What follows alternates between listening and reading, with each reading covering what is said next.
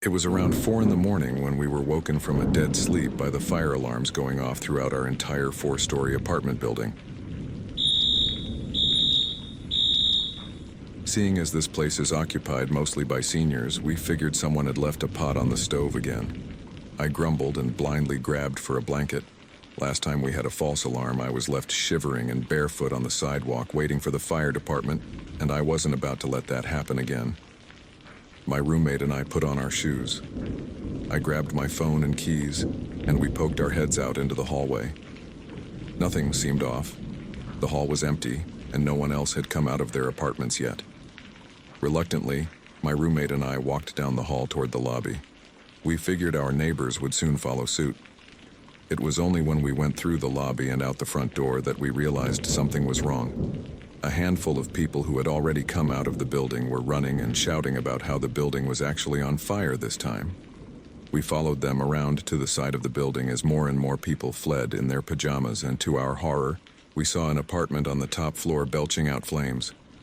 People were frantic, searching for water, a ladder, anything. Someone remarked that there was a lady who lived in that apartment who had mobility issues, and she needed to be rescued now.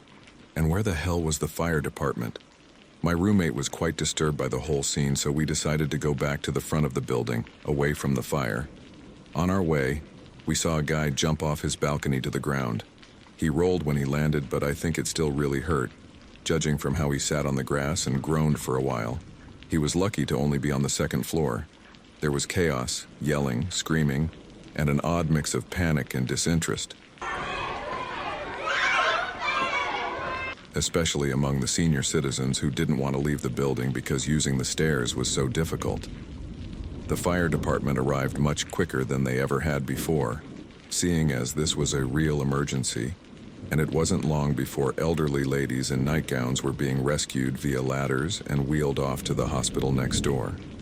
At one point, the man who lived below the apartment on fire had a screaming episode at one of the landlords, the one that looked like a walking skeleton with an oxygen tank and a scooter.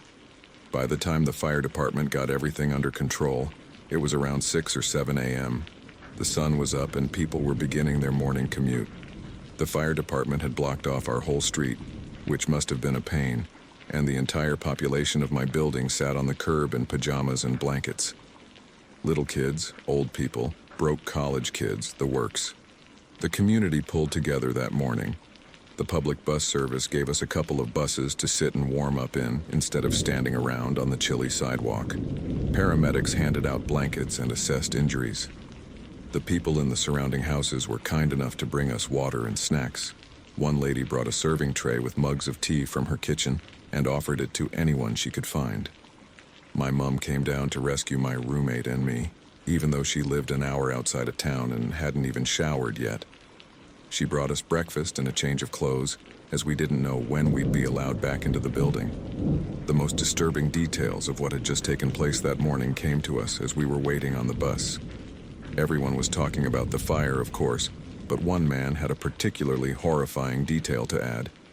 He'd heard through the grapevine that the lady whose apartment caught fire never made it out of the building. Sadly, we suspected as much with her mobility issues and all. But there was more. The firefighters apparently found her in the hall. She had made it out of her apartment but couldn't escape the smoke. Whether she died from smoke inhalation or from burns, we aren't sure. But one thing that man said that sticks with me is that someone said that as they stood outside and watched the flames, they heard the woman screaming, "Help me, I'm burning." I've always been afraid of burning to death, and the idea that my neighbor may have had such a horrifying end is deeply disturbing. I know the man who lived below her heard her screaming. He wouldn't stop talking about it. I think he ended up with a form of PTSD from this event, and I don't blame him. We were all brought to a community center, where the fire department and emergency response volunteers helped bring some clarity to the situation and told us what to expect. Everyone was very kind and sympathetic to us. Whatever we needed, they provided for us.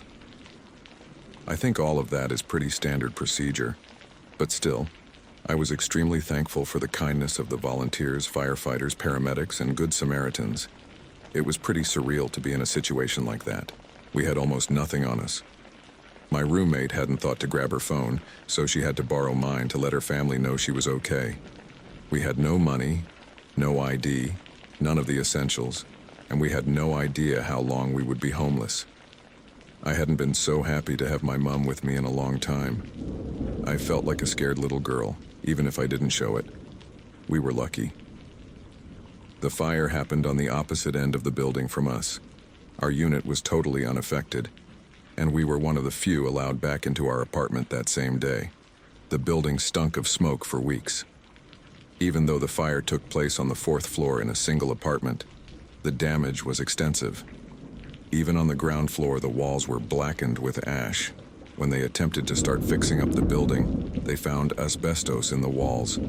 A few people were forced to move out of their apartments, and we're talking about people who had lived there for around 30 years. I remember the night we were allowed back into our apartment. I wanted to box up my most important possessions and keep them in my car, as if I thought the building was going to catch fire again. My home didn't feel safe anymore, and it wouldn't for several weeks. It would take a long time for us to hear anything about what caused the fire. Last I heard, a space heater was to blame, but I don't know for sure. In the days that followed, the fire was featured on the front page of the local paper. The family that lived just down the hall from us was featured in the picture. The article spelled out details that I had already heard. It labeled the guy who lived below the fire as a hero for attempting to save the lady upstairs. It was a valiant effort, but there was nothing he could have done without endangering himself. I feel sorry for him, and I often wonder if the guilt keeps him up at night. Sometimes I think about the lady who passed away in this building.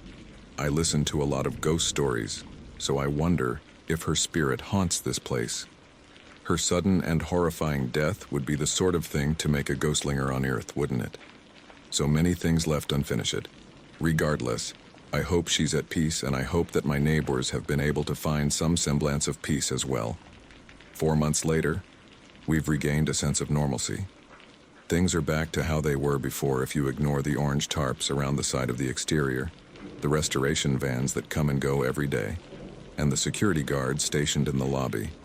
The damaged wing is still closed while they try and sort out the asbestos situation, but for those of us who live on the other end of the building, things are relatively normal.